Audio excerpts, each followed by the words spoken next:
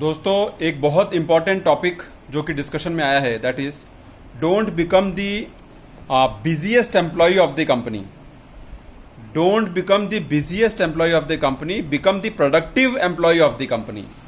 Become the person who will give value work on the table. दिन भर अगर busy हैं और आप शाम तक प्रोडक्टिव वर्क नहीं दे रहा है तो it is of no use. Believe me, because people only matter to the company who are giving value work to the company on table. जो कंपनी के प्रॉफिट में एक अच्छा एडिशन करते हैं, जो कंपनी के ग्रोथ में एक अच्छा वैल्यू एडिशन करते हैं, जो कंपनी के प्रोग्रेस में एक अच्छा वैल्यू एडिशन करते हैं, वही एम्प्लॉय कंपनी के लिए बहुत जरूरी होता है. जो आदमी दिन भर दिखा रहा है मैं बिजी हूं और at the end of the day वो खाली फालतू काम में बिजी है, खाली क्लरिकल जॉब में बिजी है, खाली डेटा संभालने में बिजी है, खाली एक चार्ट बनाने में बिजी है, मतलब वो उस काम में बिजी है जिस काम का कोई वैल्यू नहीं है. शाम तक या नेक्स्ट वीक तक या नेक्स्ट ईयर तक कोई वैल्यू नहीं है तो उसका कोई फायदा नहीं है. आपको कंपनी को प्रॉफिट देना है, आपको कंपनी को आके बैठ के जाना नहीं है, आपको कंपनी को वैल्यू वर्क देना है जिससे कंपनी को प्रॉफिट होगा. कोई भी कंपनी ये नहीं चाहेगा कि उसका एम्प्लॉय खाली आ रहा है, पंच कर रहा है, बैठ रहा है, कुछ काम कर रहा है, जा रहा है. वो क्या काम कर रहा है that has to be measurable. वो क्या काम कर रहा है that has to be thought about कि वो क्या काम कर रहा है और कंपनी में उसका क्या इनपुट आ रहा है. बहुत सारे लोगों को देखा गया है कि they are busy all the time, 12 घंटा 14 घंटा कंपनी में बिजी हैं, लेकिन जब वो इंक्रीमेंट पूछने को जाते हैं, जब वो रेस पूछने को जाते हैं, जब वो प्रमोशन पूछने को जाते हैं, तब उनको एक ही आंसर मिलता है कि आपका इनपुट कंपनी के लिए बहुत ज़्यादा फायदेमंद नहीं था, तो इसके लिए अब हम क्या करें. ये आंसर सुनते ही फिर आदमी सोचता है कि अरे मैंने क्या गलती कर दिया, अरे मैं कहाँ फेल हो गया, अरे मेरे से क्या मिस्टेक हो गया, फिर वो ये सोचने बैठ जाता है. लेकिन it is too late then. तो always think that what value work you are giving to the company.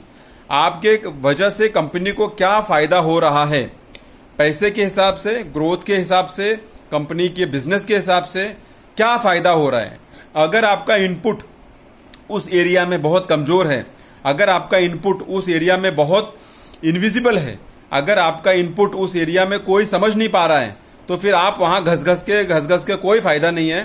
Because at the end of the day you will become furniture of the company and you will be just sidelined when it comes to giving increment, when it comes to giving raise, when it comes to giving promotion, because you are not bringing value work to the table. You are not bringing that work which will add profit to the company. You are not bringing that work which will meet the target of the company. सारे company चलती है एक target से, सारा company चलता है एक data से, एक फिगर से, एक गोल से. अगर आपका कंट्रीब्यूशन उस गोल की तरफ नहीं है, अगर आपका कंट्रीब्यूशन उस गोल की तरफ जीरो है, अगर आपका कंट्रीब्यूशन उस गोल की तरफ मेजरेबल नहीं है, इनविजिबल है, तो I am sure if you are working 15 hours a day also it is of no use.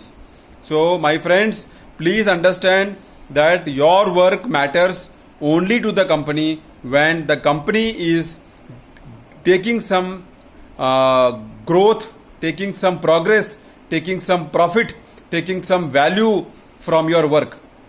So always try to see that what work you are doing and what progress company is making because of your work. Otherwise, sooner or later, you will be shown the doors, exit doors, and you will then ask what happened. Nobody told me. ऐसा क्यों हो गया, मैंने क्या किया, मैं तो बहुत काम कर रहा था, मैं तो बहुत बिजी था, मैं तो दिन भर लगा था. अरे कहाँ लगा था तुम? वहां लगा था जहां उस काम का कोई वैल्यू नहीं था. तुम वहां लगा था जहां उस काम का कोई रिजल्ट नहीं था. तुम वहां लगा था जहां उस काम का कोई आउटपुट नहीं था. वो काम मेजरेबल नहीं था. वो काम कंपनी के लिए कोई फायदे का नहीं था.